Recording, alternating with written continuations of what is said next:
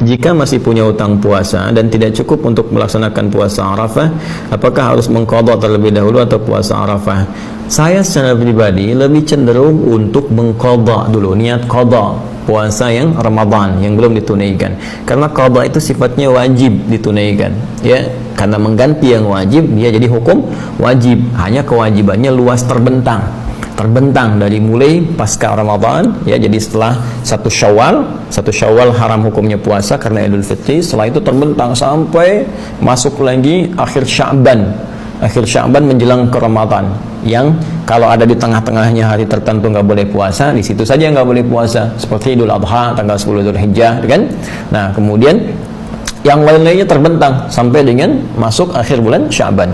Ada memang yang berpendapat begini, karena luas terbentang, ya nggak apa-apa kalau mau menunaikan puasa sunnah tertentu yang jatuh waktunya hari tertentu saja, seperti puasa Arafah misalnya tanggal 9, ya niatnya puasa Arafah dulu saja, kan nanti hari selanjutnya masih ada hari panjang, ya, untuk menggantinya. Ada yang berpendapat demikian dari kalangan ulama, tapi saya secara pribadi itu lebih cenderung untuk mengutamakan yang wajib dulu, karena begini, kita melihat ada bentangan kesempatan puasa betul, tapi kan kematian itu nggak bisa ditentukan, ya. Kita nggak bisa menentukan kapan wafat. Kematian itu terjadi, sifatnya gaib, terserah Allah, ya, mau kemana dan kapan waktunya itu terjadi. Yaitu ada di Quran surah ke-31 Luqman ayat yang ke-34, ya, innallaha 'indahu 'ilmus sa'ah wa yunazzilul ghaits wa ya'lamu ma fil arham wa ma tadri nafsun madza taksimu ghadan wa ma tadri nafsun bi ayyi ardin tamut. Ya, bagian yang terakhir dari segala hal yang Allah ketahui, 5 itu sifatnya prerogatif, di semua Allah mengetahui tentang kehidupan kita sebelum, sedang, dan akan terjadi, semua Allah Maha tahu, ya. Dari sekian banyak itu, ya, ada yang jadi hak prerogatif Allah, 5 hal.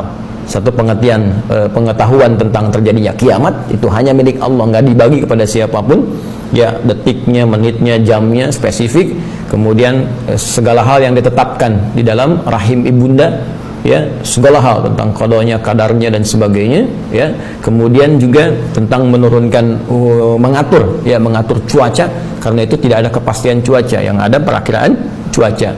Apa yang akan terjadi kemudian, ya, kita nggak tahu bahkan semenit apa yang akan terjadi ini setelah ini, ya.